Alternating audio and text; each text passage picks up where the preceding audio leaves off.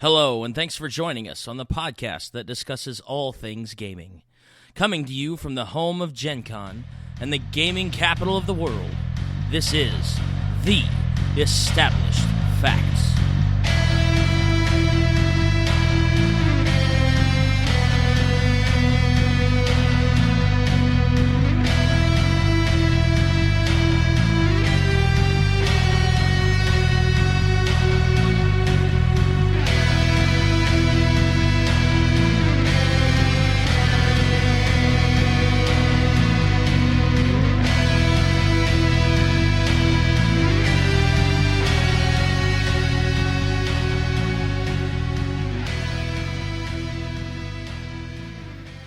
Hello, everybody, and welcome to episode 108 of The Established Facts.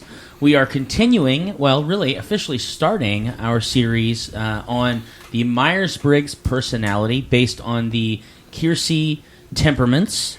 We're going to be discussing the Guardian or Traditionalist Keirsey temperament, which is, which is based on the SJ part of the MBTI personality, which would be the censor and judger.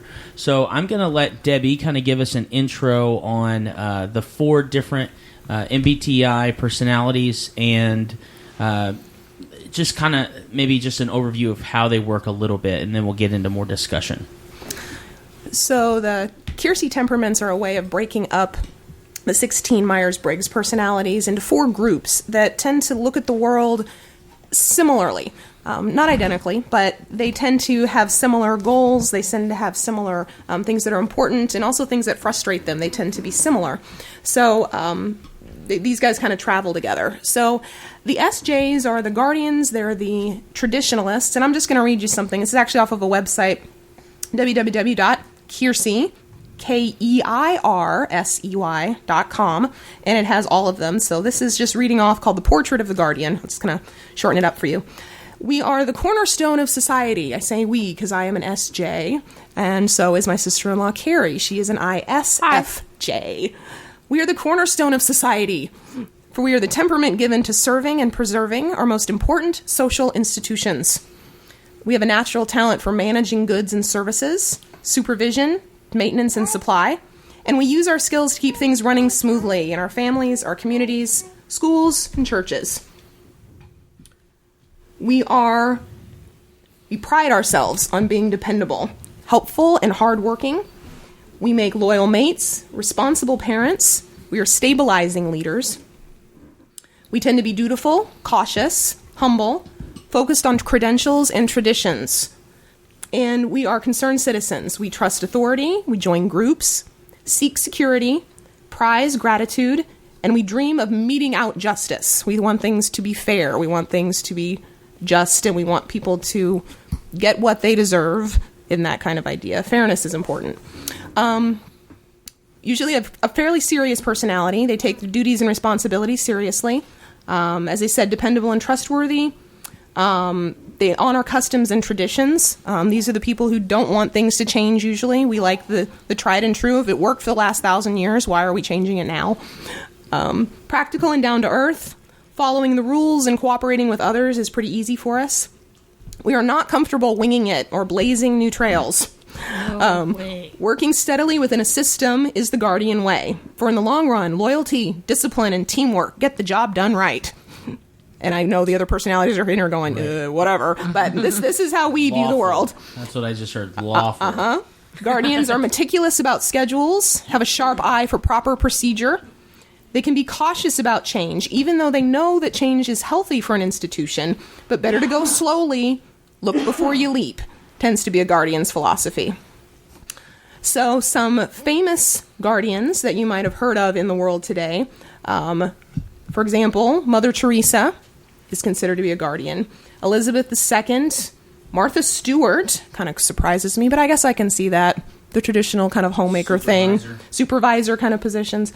And then some quotes from some Guardians. I'm waiting for my phone to boot this up. I'm just being honest with y'all out there. There we go. All right. Let no one ever come to you without leaving better and happier. Mother Teresa. All right.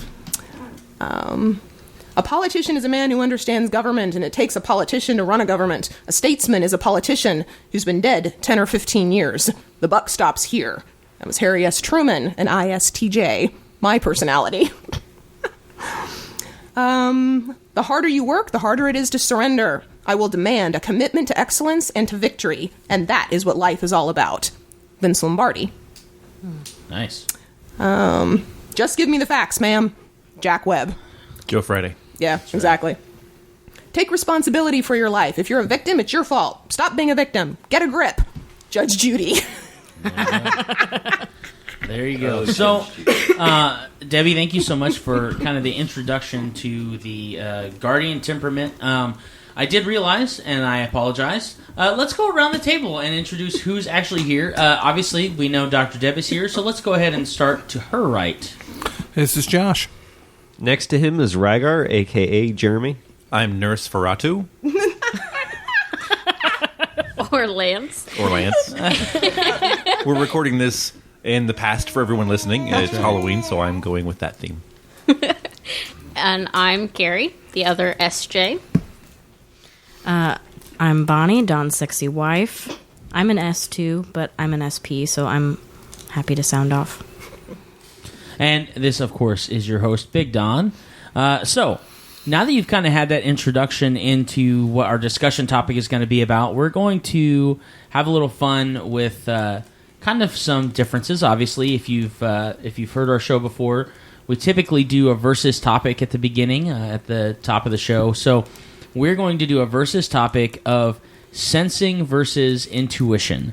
So, the way we're going to do this is go ahead and give us whether you are a sensor or an intuitive, so an S or an N in your MBTI, and then we'll kind of discuss some of the differences between the two, and then we'll actually get into our discussion on the Guardian temperament. So let's go ahead and start with my sexy wife, Bonnie. I'm an S. I'm 4% S, but I feel like, considering you're an N, we still butt heads a lot in this area, so I guess I'm S enough to be like... Well, I'm a pretty strong N, too, so... But yeah, I'm definitely an S. Carrie? I'm an S. Mr. Ferratu? Thank you very much. Apparently, I am more of an intuitive. Okay. But only barely. Okay. Ragaar? I'm an intuitive. Okay. Joshi? Intuitive. Well, you probably already know I'm a sensor. I think I'm maybe the strongest sensor at the table. I think I'm a stronger sensor than both Kari and Bonnie are. So, S. Okay, and of course, like I've already said, I am an N. So it seems like pretty much Guys all of versus the girls. guys at the table are N's, and the That's ladies very at the common. table are S's. It's normal for males to be more Right. intuitive than Right. females. And we were kind of having a little bit of a discussion on some of the fun differences between being an S and being an N. We brought up driving or watching movies and things like that. So, Kari, what for you? Now, your husband is also an S. No, he's No, a, is he he's an N? Okay, yeah. so for you in that relationship, what are kind of the struggles that you have to deal with as an S dealing with an N? So sensors are, I have a verses right in front of me. So sensors are more pragmatic. We see what is, and intuitive see what could be. So sometimes he sees a lot more than I do in a situation where I'm just like I'll be wanting to do something new or learn something or buy something, and he'll be like, well, what about this and this and this and this? And I'm like, can you just let me be excited about the thing that I want to buy instead of pointing out all the flaws, please? Or all the things that could go wrong with this thing that I want to buy, or this decision that we're making. And I'm just like, can you just be excited, please? But that's also... I'm a feeler, he's a thinker, so that can we'll get to the verses on that later, but that can also attribute to that as well. Okay. So Bonnie, I know that in our past there's been definitely some tension based on kind of communication, like on a communicative level. Yes. I'd say we butt heads in this particular way more than in any other way. Why? Well, I think, when we started learning about Myers-Briggs, I mean, in our marriage, we did love languages. We did a lot of things just to learn more about each other. But as we explored Myers-Briggs, like, I felt like it was easy for us to find solutions between our differences. Like, for example, introversion versus extroversion. Like, we just know we don't even have to have a conversation anymore about these things. I just know that you need to have time with people, and you know that I need to have time away, and that's an easy solution. But because sensing and intuition deals so much with how we communicate with each other, even more so than any of the other parts of the personality type, and maybe also because we are both feelers and we're both perceivers. So we're already on the same wavelength with those things. I find the most frustrating thing is usually that intuitive people think so much in their mind. They have it all worked out and thought out before they ever say anything out loud. Mm-hmm. And I have to talk. Yes. I have to talk it out. I mean, I'm the person who talks to themselves. Like, I just or I write things down and I that's part of my thought process is especially when it comes to making decisions and believe me, Donna and I being both P's, we sometimes take a lot longer than our J friends to make decisions, and so talking it out, when I feel like he's already made a leap and I didn't follow him, I feel lost and frustrated immediately. Mm-hmm. And even now that I can give that a name, as far as like why that's even the case, it doesn't necessarily make it easier. Yes, exactly. And whereas with other things, it did make it easier that I just knew, oh, that's why. It's like, well, now I still know why, but I still don't even understand. I can't wrap my brain around just not having the concrete information in front of me. And especially, I rely so much on past experience, whereas he can look at a new situation and see new possibilities. And I just don't get that. I just rely so much on what my five senses tell me, what my past experiences are. It's like an equation to me. Yes. That I can plug things into the equation, and this is the result. We like step-by-step instructions. Yeah, and as a perceiver, I can see multiple possibilities that might come out of that, but it's based on the experiences and the data that I have still. Even though I can see multiple possibilities, and still, because he'll just come up with this possibility that I'm like, where did you even get that? Right. How did you get there? Or especially if he makes a decision, before we had a discussion, I'm like, whoa, like, you totally skipped over all these possibilities. We didn't even talk about it. Like, so I don't know if that's resonating with anybody, but it seems like a struggle that Josh and I have too. And I agree with you. The other ones, the I versus E, kind of figured out a way to work around that. Even the T versus F with us. But the S versus N, because by what you said, he makes a leap that I can't follow. And that's, I think, where I get my biggest frustration, because I feel like we got to the edge of a cliff. He made this wonderful leap. He's over there on the other side waving at me like, yep, here we go. And I'm going, how on earth did you just get there? What? We didn't talk about it at all. There's like 17 things I want to break down to make sure we're on the same page here. We may be on exactly the same page, but I don't know it because he did it all in his head. And sometimes it's hard for intuitives to verbalize what happened in their head because they go through a very complex process, is my understanding, because they do think it through. And they're going through a lot of steps without even trying. And they get to the end and he can't verbalize how he got there. He knows he got there and he knows he's right. And often he is. And I'm not going to knock that. But when I try to go, I'm trying to walk with him through that decision so that we're at the same place and we're in unity about whatever we're talking about or a decision way. It's very frustrating. Or he'll look at me and he'll be like, well, you knew that. No, I didn't. You didn't tell me that. Well, yeah, I did. No, you didn't give me those pieces of information. So I don't assume that because I don't have the data. Right. And he can just assume it. Because being the intuitive, he can do the assuming a little more. So I wanted to ask, and I know that Joshy has something that he wanted to say, but I wanted to ask, in general, what do you find are some of the strengths, the real strengths of being a sensor? Not necessarily being a sensor versus being an intuitive, but just being a sensor, what are some of the strengths that a sensor has? I think we work well in team situations because we're comfortable processing information out loud. So if you're in a group situation where it's a team project or a team thing, it's easy for you to start going through the steps out loud and going through, okay, this is what we need to do. And it's good because now everyone can hear it in the group and they can contribute. You can get it out there in a verbal way so that other people can start responding and start working on it. Okay. So from a team perspective, I think it's a valuable thing. We also like to work our strengths. We know what our strengths are. We like to work the skills that we know. Like, I know how to do this. I can lead this group, or I can lead this We're thing. confident or in that. I can do that, and that's a strength that we have. So. Well, and then, when you base something on data and experience, then you have evidence that proves to me, maybe not to intuitives, but it proves to me, the possible success or failure that you're going to have in whatever avenue you're taking. Whereas I still feel uncomfortable when an intuitive person is willing to make leaps outside of that, because I'm like, but I don't know. Here I know. Or at least I can fool myself into thinking that I know what the outcome is going to be.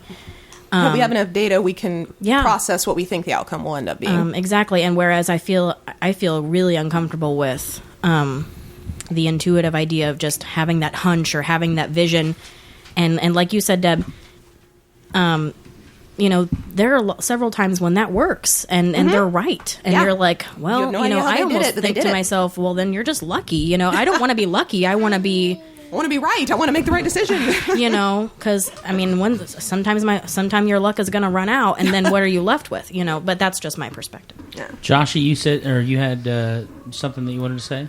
So I needed to look up some of the history on this because this has been just kind of bugging me. So I just took the test again while everyone was. Of course you did. Well, because I looked up on my work site. My work site has a page for Know Your Fellow Flex Dogs, and it's got everybody's Myers-Briggs and then their brain color, which is a whole other conversation. But I've never had a job that actually cared Great. about me. Or as far as cared enough about me to want to know who I was and how my brain works. Bonnie. We want to know how your brain works. No, I just think that's cool that you have jobs that do. Yeah. I've taken the test about once a year as a result of that. And the last time I put results up, I was an ESFJ. But I just looked up in my email the first time I took it, where I was most definitely an ENFJ. And I just took it again as an ESFJ, so I don't know what is happening here, but I know darn well. You're changing before us. I know darn well I'm an intuitive. I don't have to argue that at all. Full moon tonight? I don't know. It is Halloween. Anyways, It may be by the time this comes out. It's true, yeah. The other thing... Hello, future people. The other thing about the S versus N here that I know that I ultimately was trying to present earlier was, though we do make a lot of choices and decisions when we're thinking through things in our head and may not be speaking things out, a lot of times, you mentioned that sensors learn a lot from experience. Ironically enough, so do intuitives, because what'll happen is that an intuitive will have already gone through this thought process and made this decision in the past, whether you were aware of it or not.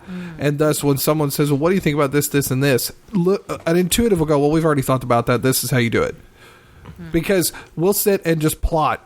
And we're not even trying to. It just we're if nothing is going on, especially extroverts, your brain never stops. Right, especially extroverts who don't have anybody around. The next thing we'll lean on is our intuition. Yep. So we'll just sit and think about things. I get through 4 hours of work every night thinking about gaming. Not even talking to people. Just I believe it. constantly I need something to stimulate in front of me. That's the other thing about sensors. Or I'll sing in my head. We need something Inspiration. physical and inspiration. You will see me knit while I'm gaming. And it is not that I am ignoring you, GM. I am not ignoring you. I need something physical that I'm doing with my hands, some sort of action.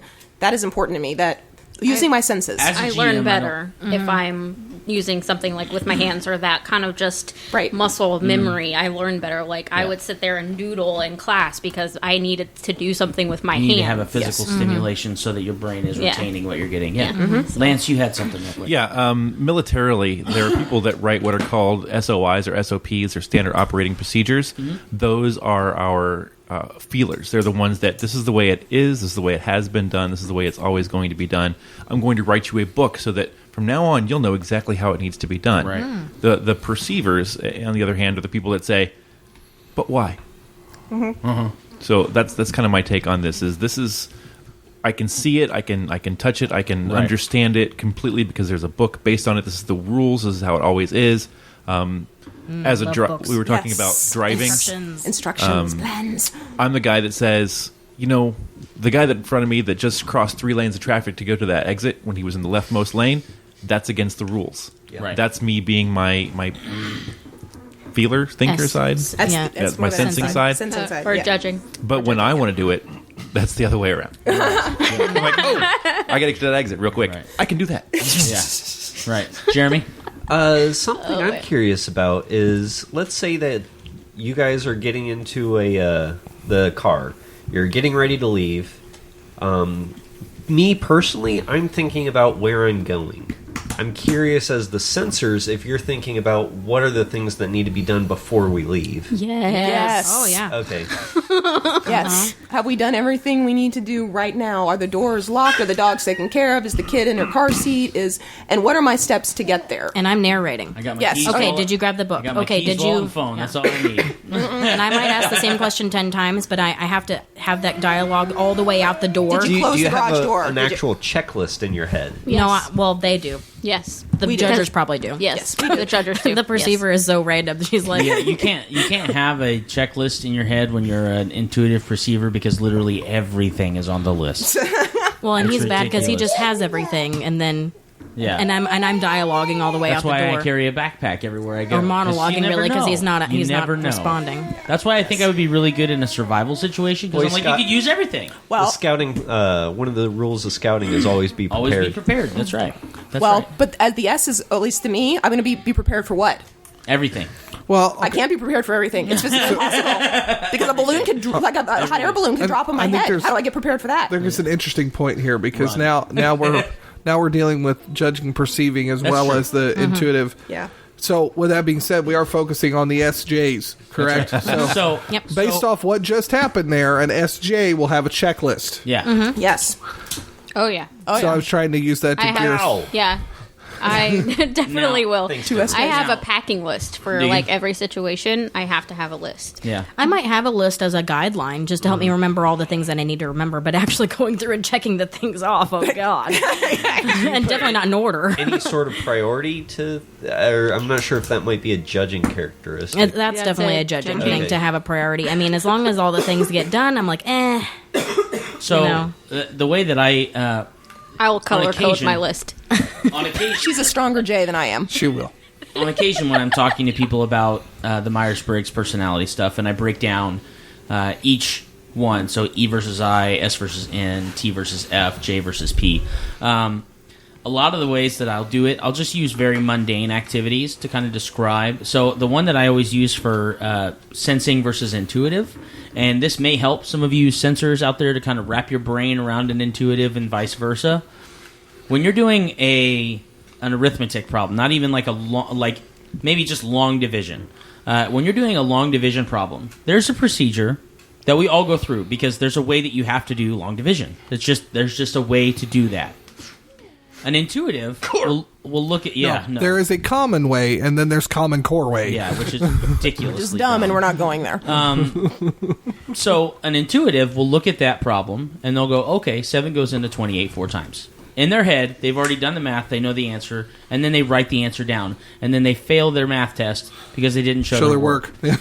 So and many then- teachers. oh my caught me God. on that. I And do it then- with my fingers. Right. And then you have sensors who will literally break down on a piece of I paper loved with algebra a pencil. because of that. Right, Yes. right. And that's Me too. but the better. that's what I'm saying. Like that is Step that one, is step two, kind of step the elementary difference of a sensor will again use their, as silly as it sounds, use their 5 senses to break down. We had a conversation about traffic earlier. An intuitive, I feel like, has a very good eye for anticipation. Yes. When you're in traffic, you're looking at it, and it reminds me of the beginning of Office Space, when the guy's stuck in traffic, and to me, I think this is a sensor. A guy is in traffic, and he's waiting, and then all of a sudden he sees the line next to him driving really quickly. Obviously, they're getting somewhere faster than where he's getting, so he swings over to the other lane, and then it stops. And then the lane that he was just in starts moving very quickly, and so he swings back. and then it stops. To me, that's like, okay, that is like a sensor's worst nightmare, because you're literally going, why are you moving and then not? Where an intuitive is going, if I just stay in this lane, I'm going to get there one way or another. I imagine that the sensors would also have that a measure of experience tied to that. Mm-hmm. That's true. That's funny, because I'm very much, I swear I'm an intuitive, but apparently the sensing is in there, because I will look at that and go, hey, that's super long. If I can go, yes, I know, Lance, you and I have had this conversation. I don't have a problem going around if I'm going to the exit past the one that's on the other side. But I'll get in line for the one that's to the immediate right, but I will pass the crap out of you to go to the other side. Because you know that you're not going to need the next exit. True. That's already in your head. You've already. I say this all the time when I'm driving, and I'll be talking. I go into GPS mode. Like, I just auto drive. Like, it doesn't matter. Sometimes I'm taking the wrong turn because I'm going home instead of going to Kmart or something like that, because I go into GPS mode. But that's an intuitive thing. Like, just having that constant flow of reflex, and then being able to. And it's really weird to me, because I would think that an intuitive with the right training would be able to multitask well, but I'm a pretty strong intuitive, and I have a real hard time with doing anything besides focusing on what I'm doing right then and there. I love multitasking. Yeah. Love it. I'm the person who studied, who had her... Well, actually, you watch me do it. I will play a game. I will have my cell phone out. I will have my knitting next to me. And I will, I don't know, maybe have like a notebook or something I'm doing. Or Maggie on your lap. And Maggie on my lap. And I'm rotating through. And boom, boom, boom. And I can just keep I will rotating watch through. Gilmore scroll Pinterest and be eating or be reading, or like I 5 things that you think you couldn't do all together, but I do them all together. Yes. And that stimulation is fantastic for us. Yeah. I love being stimulated in these different ways. Okay, all my senses are being used for different things. We are blowing his mind. Yeah, over Ragaar's there. like, am I an S? Really? Huh. Yeah. Go ahead, Lance. That I think the funny thing about the test is the mind frame you're in when you do it. Josh has just explained how he has changed from one to another, and it sometimes is. Yeah. If I think about this situation, I'm an S, but when I think about this situation, I'm an N. It's funny like that. I use the phrase with regards to this: prior planning prevents poor performance. You know exactly what's going to happen because you've already tried it and you know what you're doing. And for the perceivers, they kind of know in their head, okay, well, I've already been through this, or I expected this, so here it is. Whereas the Sensors. thank you, I lost the word for a second, old age. They need to go through it every single time because it could be different. Yes. Well, and I think that's probably a big conflict for intuitives with a sensor, is it's like, as a sensor or as an intuitive, once I've done something so many times, it really is just reflex. It's really just, I don't have to think about, when I'm at work and I'm sorting packages, I don't really have to look at what the label says because my brain is just attuned. I mean, I am looking at it, but it's like, it's so quick that It's a new subconscious person, level. Right, You're looking it's on for the two things instead of the whole label. Right, It's exactly. like, I don't oh, need to that- look at this whole label to know, okay, well, this box goes here and this box goes there. It's just... It's Based just on boom, the boom, shape, boom, this boom, is how I'm boom. going to grab it. Right. And I'm not saying that a sensor doesn't get to that point where they've done something so often. I mean, crocheting is something that you There have are to still learn. like moments where I'm like, okay, I really have to look Right, at this exactly. and focus. Like, crap, oh, that's right. Okay, it goes to this side. So, yeah. Think of it like a video game controller for a system you haven't used in a while. Right. Every once in a while, you need to just touch those buttons. Oh, yeah, this is what does Right. that. This is what Yep. makes you jump. This is what makes you fire. There are other people that just pick it up and like, oh, Like, yeah. It's like, I Boom, never boom, boom, lose boom. muscle memory when it comes to a controller. I've never had that issue. I just sit down and I'm like, button, button, button, button, button. Okay, that's what everything does. Yeah. Let's do it all. Yeah. Yep. So in that same tone, I will say one of the weaknesses to being an S is when you are in a situation that you have never experienced before, you can freeze. Yeah. I do. There's serious hesitation there. Yes, you don't know what to do. As an intuitive, you don't experience act. that same frozen sensation. And Yeah. so, for example, I use because we were just there, we went to Disney World, but one of the days that we actually didn't go to Disney World, we went to Universal Studios when we went to Florida on vacation. I have been to Disney tons of times. I got Disney. I got a plan. I know where things are. My SJ, I am totally, we got this. Universal, I'd never been to in my life. So I literally whole new thing. Yeah. Had no idea, didn't know where anything was, didn't know food, didn't know. So I was kind of putting my hands up and going, you all are going to have to steer this boat because I have no idea what I'm getting into. Yeah. So it was literally, I'm following them and I'm just like, I don't know what is going on here. As soon as I got into the Wizarding World of Harry Potter, I was like, hi, I'm in my land. Yeah, she was fine. She's off in Potter. She's happy as a clam. But me, I'm kind of frozen. Like, how do I plan? Like, okay, I buy tickets. Now what? What do we ride? What do you mean have fun? I don't know how to do this. I don't know how to do this. I don't know what anything is about. Whereas my husband, being an intuitive, is like, all right, let's just do this and let's just get on and do this. And he was just fine with it. Yeah. So that frozen just moment. Look at a map a couple times. Right. The frozen moment that a sensor can get when we don't have enough data to be able to process to get to a decision or to figure out what to do. That's a downside to it. And I think that's even stronger for an SJ because we like things settled. We like them concrete. We want an endpoint. We want the, I have my little, P versus J, S versus N right here in front of me. So, because I'm a J, that's what I do. Yep. And I'm an SJ. I'm doing it too. It's cool. So speaking about SJs, let's get into the Kiersey temperament. So we're talking about Guardians. Yes. And those include the ISTJ Inspector, the ISFJ Protector, the ESTJ Supervisor, and the ESFJ the Provider. And each one of those, obviously very unique, but definitely kind of in that Guardian mentality. I think being SJs, being in that Guardian family, Kari and Debbie, kind of give us a little bit of a glimpse in what it looks like in that. I mean, I'm totally not in that world in any way, shape, or form. So that's funny. Do you want to take that one? How do you the world through an SJ's eyes? Okay. Oh gosh. Well, the difference between Deb and I is I'm a feeler and she's a thinker.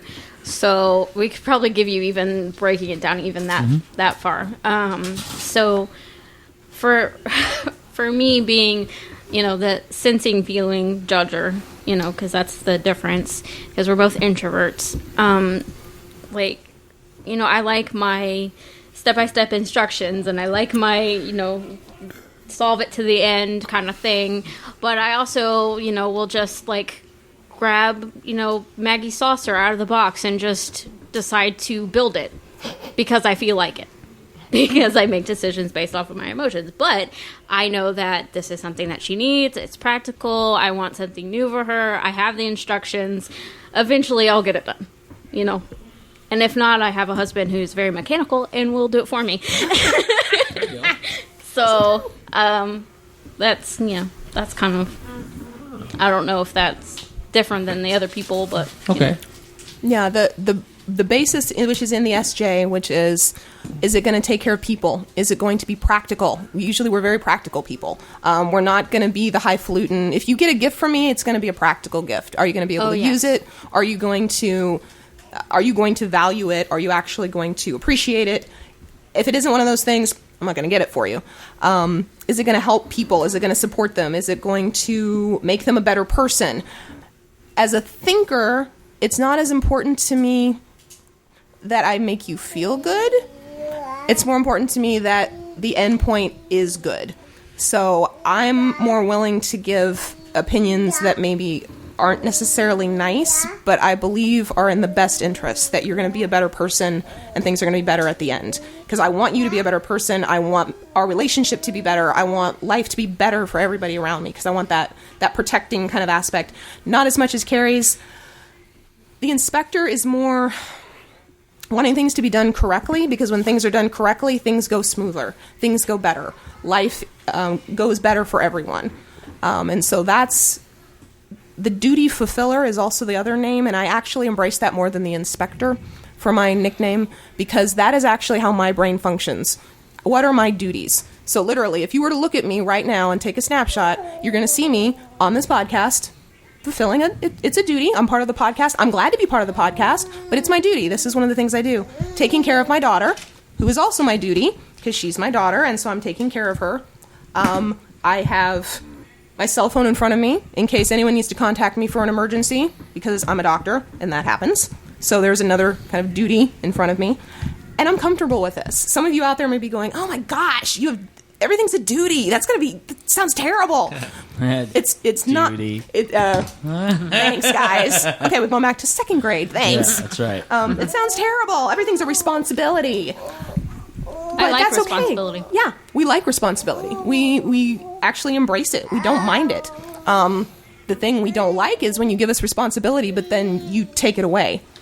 Or you give it to us and then you don't listen to us when we actually take it and we try to do something with it. That would be the J part? Correct. The J part.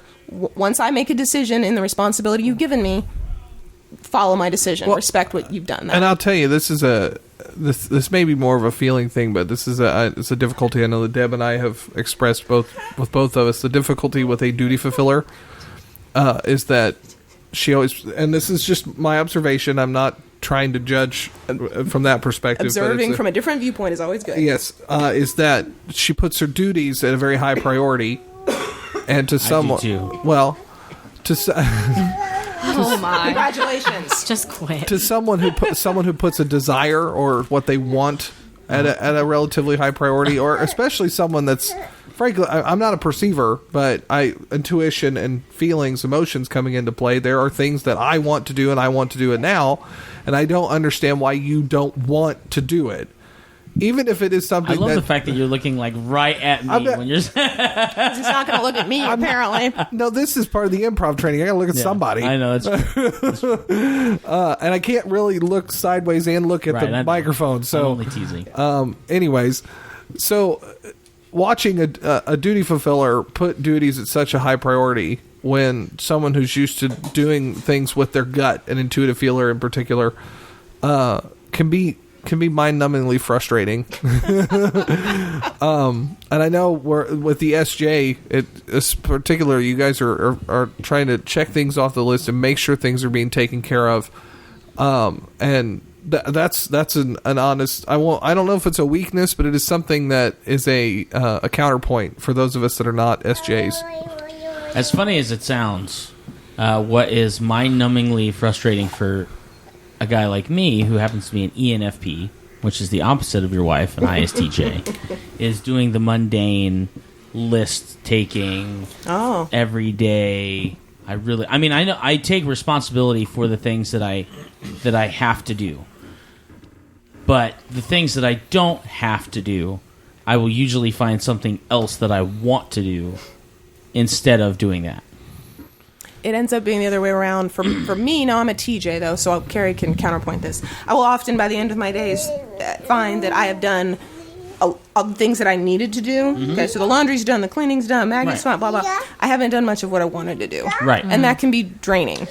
And then I feel like as an F, like a feeling sensing judger, because because the feeling and the thinking is how you make your decisions. You make them based off of that.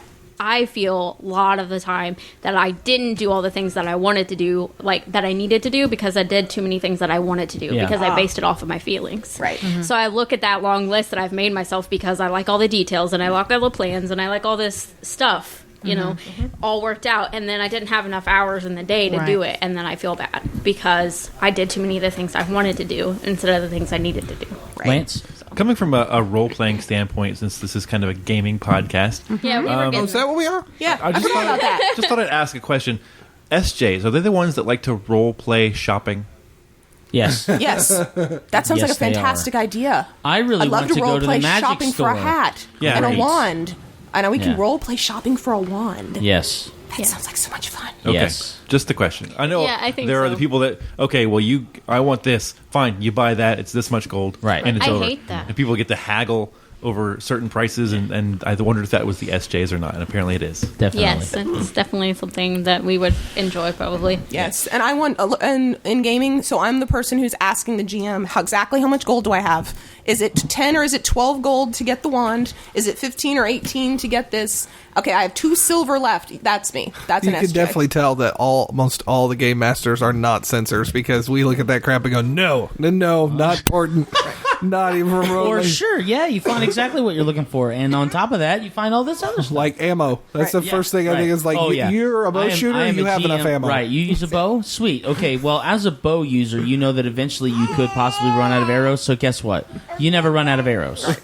Because you're not an idiot. That does bring up something interesting about this. Is from a GM perspective, your objective is to tell the story.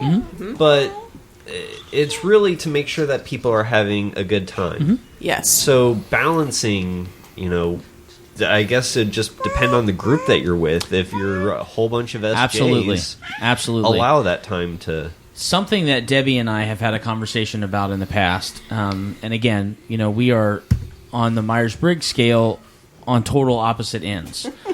But what's really funny, and we both kind of brought it up, that we both take responsibility for our duties and for our responsibilities that we have, as parents and as workers and as friends and as spouses. What's funny about it is, to me, we have a lot of the same motivations, but they come out of a completely different area. And so the example the example that I used was I was over at their house, and I just happened to be doing a load of laundry, and Debbie walked into the laundry room and opened the dryer and began to fold them. Fold Dawn's laundry. Fold my laundry. Fold my laundry. And I told her to stop because I can fold my own laundry. and I wasn't offended by any means. I wasn't offended by any means, but it opened up the discussion of. It's funny to me that Debbie, being the duty fulfiller, walked into the laundry room, saw that the dryer was full, pulled the laundry out of the dryer, and began to fold that laundry. Because that's what needs to be done. Because that's what needs to be done. Right. And I said, because the opposite is true for me. When I come into their laundry room, if I happen to have to use their washer and dryer, the first thing I'll do is I'll ask them if it's okay. The second thing I'll do is I'll offer to fold the laundry that's in the dryer and then move the laundry that's in the washer and the dryer and start that before I start doing my own laundry. The same is true. I came over and Kari was doing a load of laundry as well. And I didn't touch her laundry because I didn't know the rules. That's literally what I said. I said, I don't want, there's a line that some people are comfortable with and some people aren't, and I'm not willing to cross it yet until they tell me. Because I will refold the laundry if it's not folded exactly and I understood that, and I totally understood that, and that was actually the conversation we had right after that. But so what was funny was I said, when I fold someone's laundry, it's because I care about the time that they have. And if they don't have to spend their time folding their laundry, then that means they can do something else that they want to do or need to do. Debbie looks at it as the laundry needs to be folded. So I'm going to fold it because there are things that I need to do and want to do. Mm-hmm. It's out of a totally different ballpark, but it's literally the same reasoning. Yes, the washer needs to go into the dryer, so the dryer clothes need to be folded. It needs to be done, so do it. Right. There really isn't as much emotional content of, this is the nice thing to do for them. No, it needs to be done, so I'll do it. But we're at the same end point. Yeah, right. And I think that addressing in a role play sense, as an ENFP and a GM, my goal is for everyone to have a great time. And sometimes that happens and sometimes it doesn't. And you can ask my players at the end of each game. I'm always like, so what'd you guys think? Did you have a good time? Did you have fun? Was there something that you would like to see me do more of? Because I am more shopping, malleable. More shopping. I'm malleable as a GM because I can run a story. I can be the captain at the table if I need to. But for the most part, it's cooperative storytelling. I want to have a good time with everybody. And it brings me up to a question for our S's and especially our SJs. When it comes to character development, you come up with a backstory. How detailed do you get in that backstory, and do you do it in a narrative sense, or do you do it in a timeline sense? I want more detail. More detail is always better for me. Because if I can picture it in my mind, if I can imagine it, hearing it with my ears, if I can get smells in my imagination, I need to activate my senses in my imagination for it to be a real story to me. I'm just speaking for me. It may be different. But if I can close my eyes and I can see myself there, and actually one of the most powerful, you've heard us mention it 100 times and I apologize, but that really powerful scene, the end scene when in Derek's game where we were turning into statues and that really powerful scene, in my mind, I still have that. I have a Right. visual picture. I 'Cause have you sounds. saw it, I 'cause have you it. saw it in your mind's eye. And so it's so Yeah. real to me because my senses were activated in it. I was crying because my senses were activated Right. into what I was seeing. I was watching my dragon turn into stone in my Right. mind. So I need detail. It can't be a nebulous, well, she sort of did that, she sort of did that. No. When she was 17, she escaped her slave captors and she went into the military. Right. And then at 21, it needs to be detailed because then I will Right. start to absorb her. But when you do it, do you, okay? So when I write out a backstory for someone, I talk about the events that have affected them in their life in a way that if you were standing there, you're watching it as a movie. I'm looking for that emotional pull because I'm an F. And maybe this is kind of hinging more on the F to the T, but in general, as a censor and a judger, when you are doing your backstory for Lindariel is a good Lindariel. example. She's my when classic. you sit down, you say, okay, this is where her story starts, and then this happens, and then this happens, and Yes. then this happens, and then this happens. And that's what I mean by timeline. Yeah, it's in your mind, it's a linear thing to say, okay, this happened, and then this happened, and because this happened, and then because this happened, Yes, this happened. each and then one these links things to happen. each other into a chain, Right. And we get eventually to the end point. Versus, Well, I think that's kind of a judging thing okay, as well. okay, and that's kind of what I was. That's why I was looking. I didn't know if is it was like- different for Kari because she's an FJ, right? And that's why I thought I'd bring that up. Yeah, yeah. To Well, me, it's, also like with because we said in the last episode that we like games to completion, or I'm a completionist. Right. yes. So like if I'm playing a role playing game and like the end of the game, there's not like Resolution. resolution to the Yes. game, I feel very like unfulfilled by Yeah. that game, kind and of deflated, and yeah. sometimes it's like you're sitting there for 4, 8, 12 hours depending on Right. who you game with. Right, and months and months and months of gameplay. Yeah. Yeah. So like I think it's more in role playing that I kind of have to see the story close for like every character too. Yes. I don't like kind of open-ended endings to that makes it, sense. So Even if they're now, my question with that is, would you be satisfied as a player if, say, you get to the end of the storyline and your storyline is closed and it's it's really what you wanted, and then let's say Bonnie's playing a character and your character's really hit it off really well, and she says, I want to walk through this door and see what happens next. And then just like that, like, do you look at that as a resolved storyline? Like she has, she's walked into, and then whatever happens is the rest of her story? Or is that, do you feel like that is kind That of... doesn't sound good to me. I'm just throwing that out no, there. no. I'm not saying it That's not does. closure. I'm just using it as an example. Do you look at that as some sort of closure, or do you look at that as kind of an open-ended ending for that character and thus unsatisfying? Are you following my questioning? no. Okay, let me Go ahead, throw it a Max. different way. If the game ends before the final session, would you write your character's ending or just let the game end? I would write my character's ending. Write the character's ending. Okay. Yep.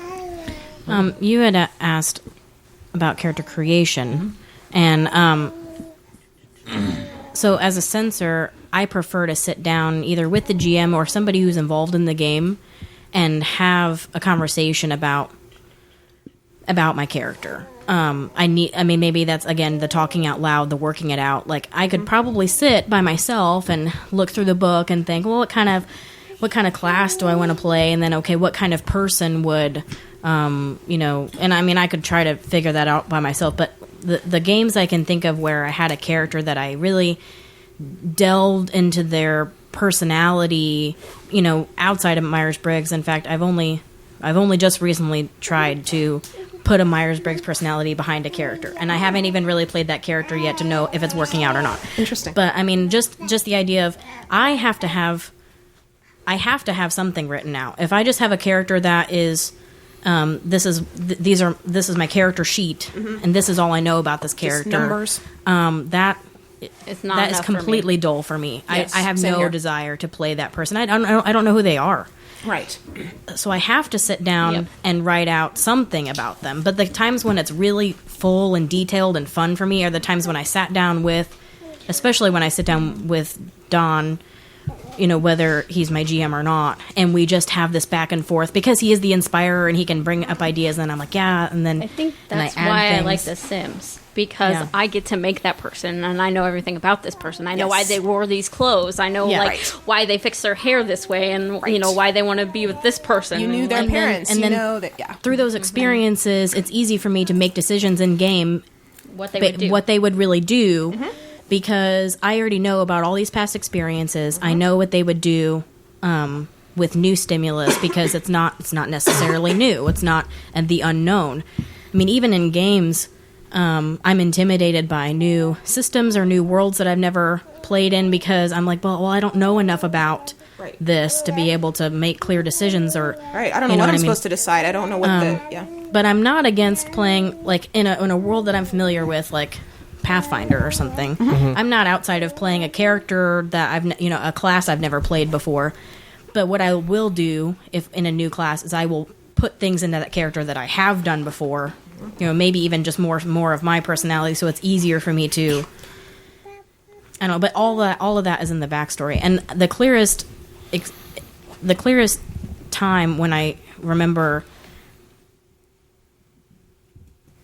having so much fun with that was when I made a character years and years ago. Her name was Leah. She was a wilder, and that game that we played in, I spent so much time developing her story, and we were playing a module. The actual campaign itself had nothing to do with me, but I had, with Don, being the GM of the game, I had developed all of this side stuff and weaved it into the module story, that when we got to the end, I spent several hours afterwards crying, and because the conclusion of the game was so emotional for my character, and I felt it I felt it because I knew her. Yes. I mean, I was totally immersed in her head, and even the other players in the game didn't understand even what happened, Right. or what, or Why are you this? because so much of it was worked out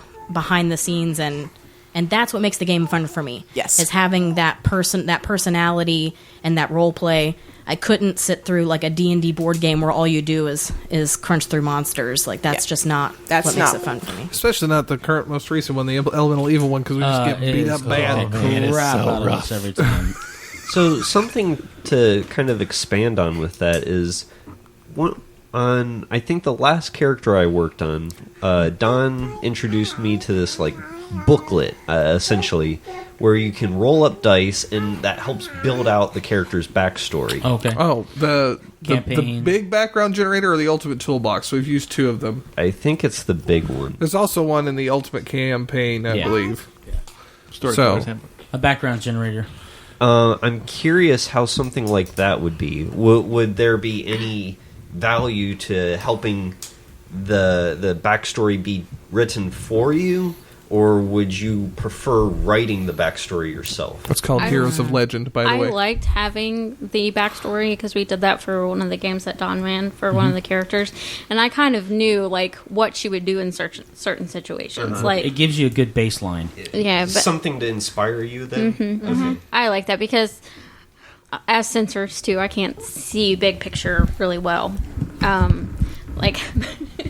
Apparently Maggie is trying to Maggie's eat trying to get the on the mic. microphone. Maggie is trying to get on the mic herself, literally by pulling it on herself. Yes. Sorry, but yeah, so I kind of like having a starting point to start from because kind of in the art direction as well, because that's kind of character creation. It's kind of like an art form. Yeah, it is. I can't create from nothing. Yeah. Like I Yes. have to have some kind of Which is different than Bonnie. Bonnie is a different one. Carrie and I gonna both say- said we need patterns Yeah, to give us a start. Bonnie, though, I don't prefer having too much structure behind that. If you gave me a character that already had a background, I would probably reject it. I don't mind having a small amount of Don will shoot an idea my way, and then I'll work off that idea. But anything more planned out than that, if it didn't come from my own, must be a P versus J because I don't mind would working say- off of the back. I would say that, yeah, probably. I don't need mind I need having- more freedom, I guess, to create it myself. and I don't mind the structure. So that's probably a P versus J.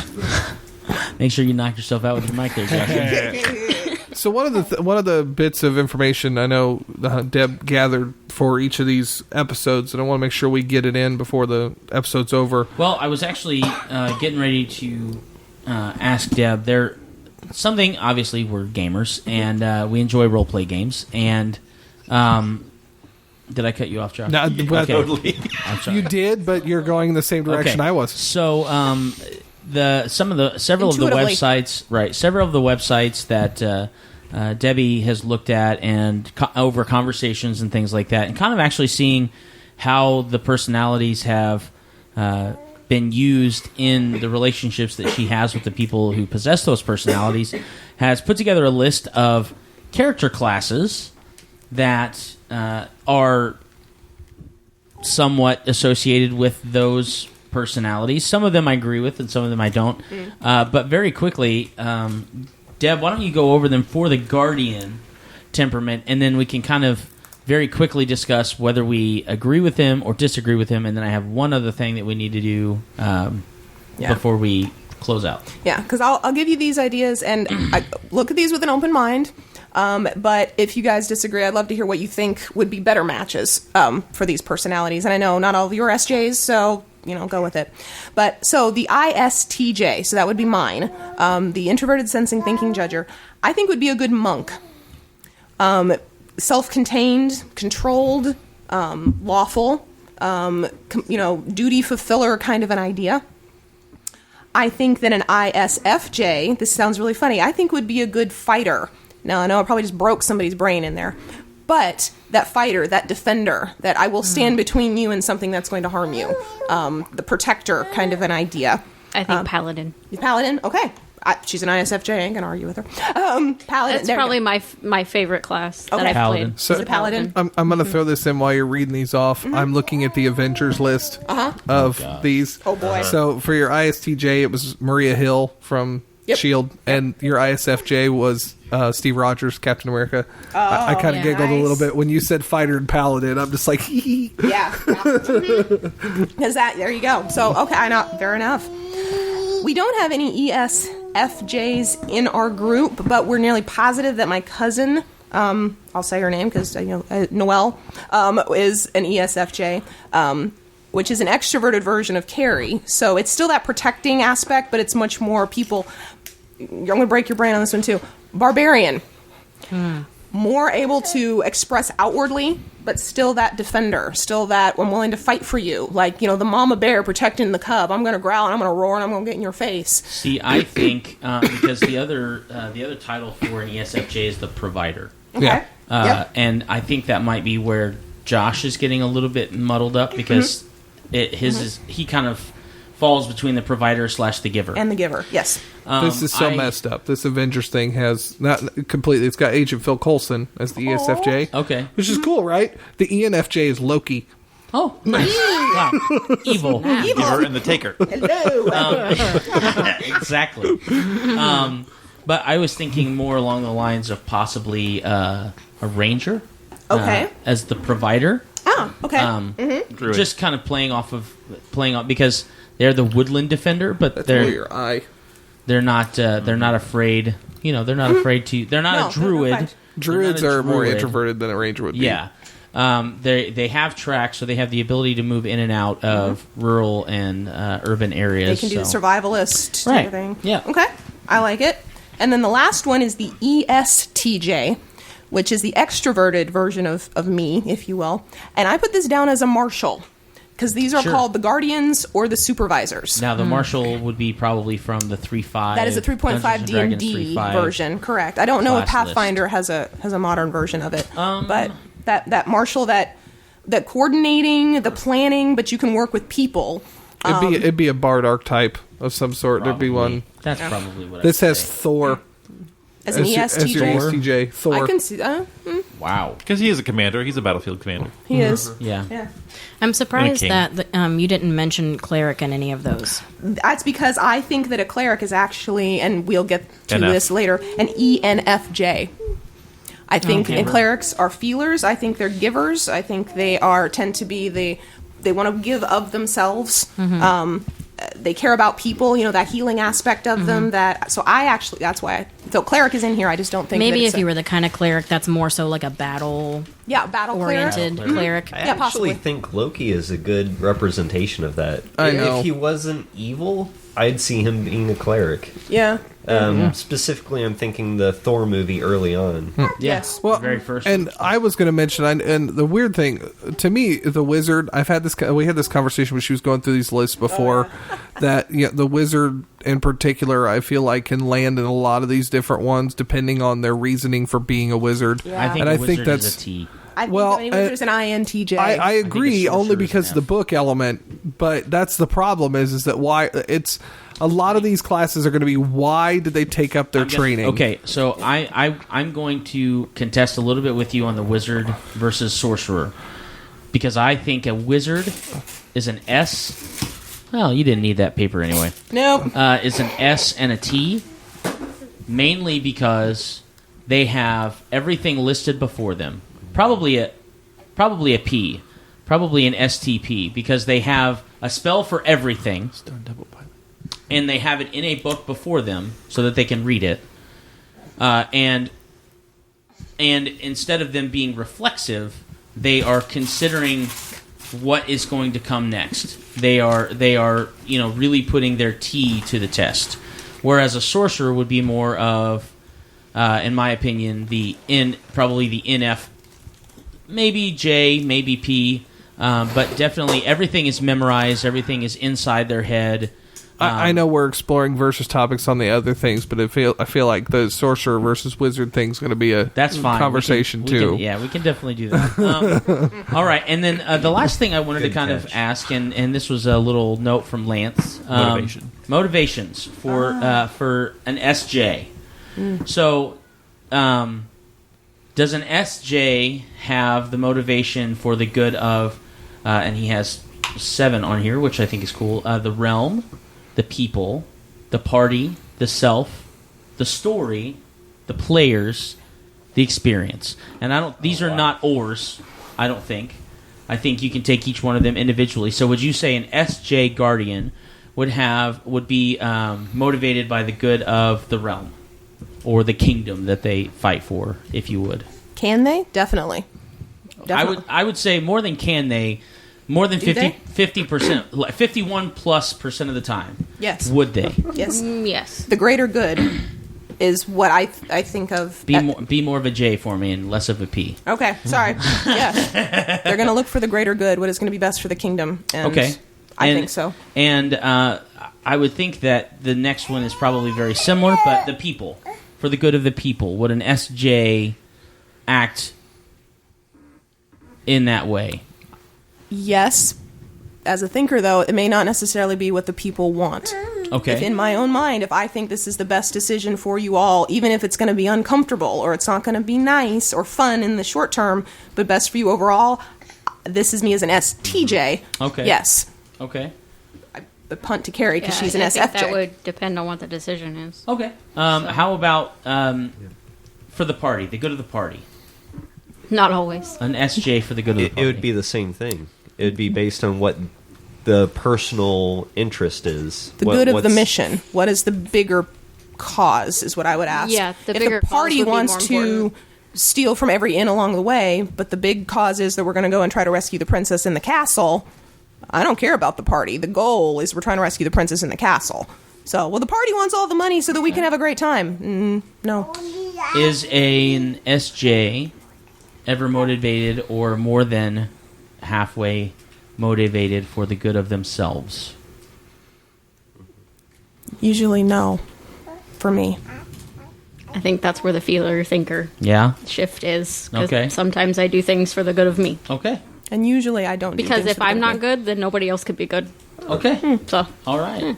So it's a change between, what is that? Good, Feeling- not good. Feeling chaotic versus or thinking, neutral. Maybe. Or Yeah. That might be lawful. how Yeah, maybe thinker and lawful. yeah. All right. The story. How about that? The good of the story. like in Step outside of the character now and as player. As a player. As a player. As a player. Right. As a player. Good of the story. It depends. It depends on how much I am convinced. Honestly, normally as an SJ, I don't control the story. Well, actually, that's Yeah. also When we true. play. But if you had to falling make into a the hard decision, if you had to make a hard decision, using your personality as an SJ, as a guardian, are you going to sacrifice for the good of the party in that situation? For the story. You mean the story? For the story, I'm The good of sorry. the Yes, story. for the story. We'll skip shopping and focus on this. Right. You have a dragon that's getting ready to come to. This is your Inspirer working for you right now.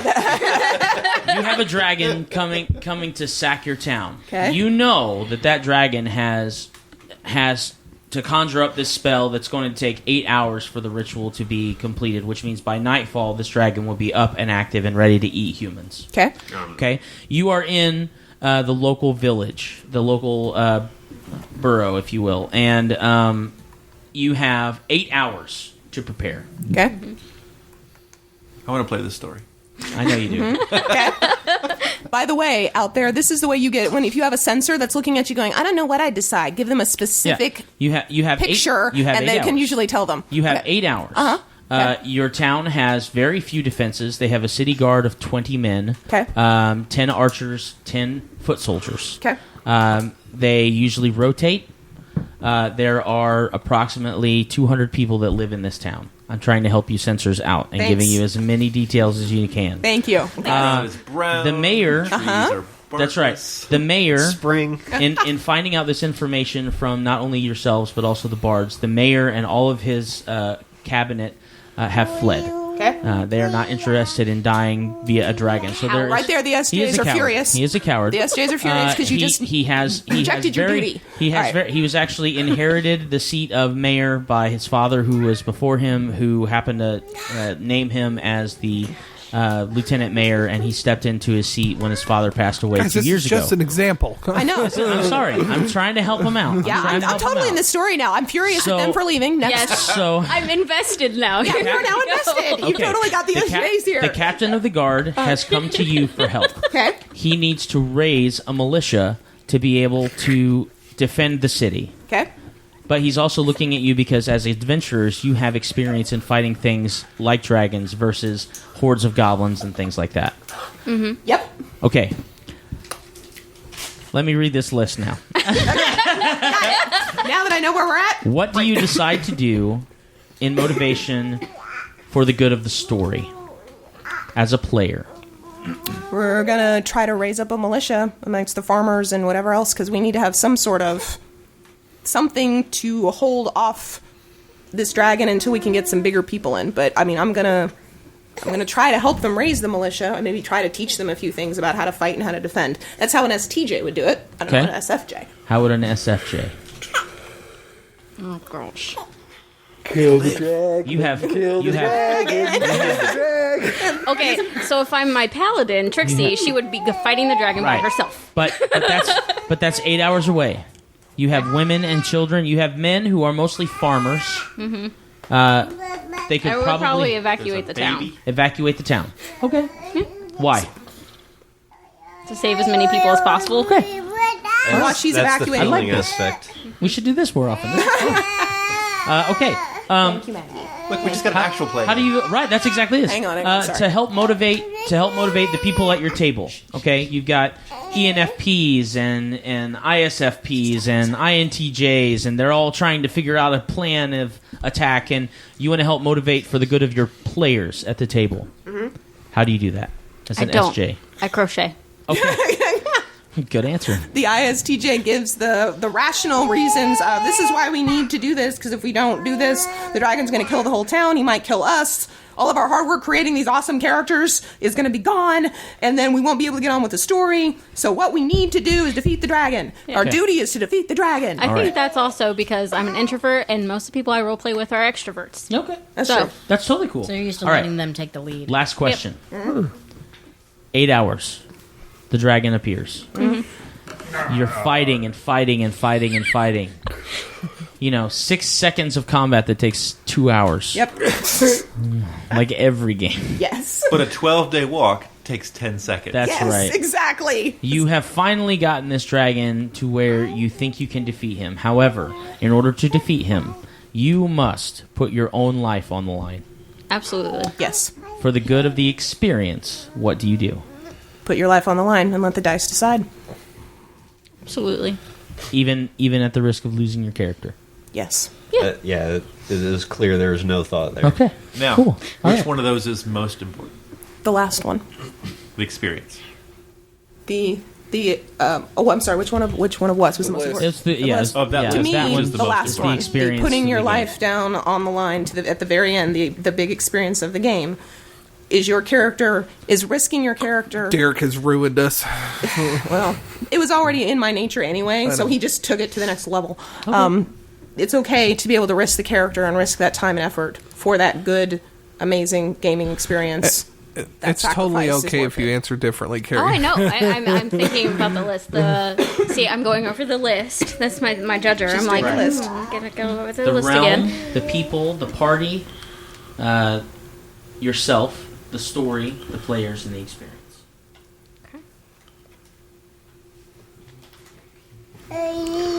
I would probably say the players. The players. Yeah. Okay. That would probably be because you guys are all my friends. Right. And I want us all to have a good time and Right. Feeler. And you're totally okay with putting your even if your character never comes back out for the glory of helping out the rest of your players. Yeah, All right, that's cool. All right. That is a GM versus a storyteller. Right. Okay. Oh, wow. So, do you want to? I do still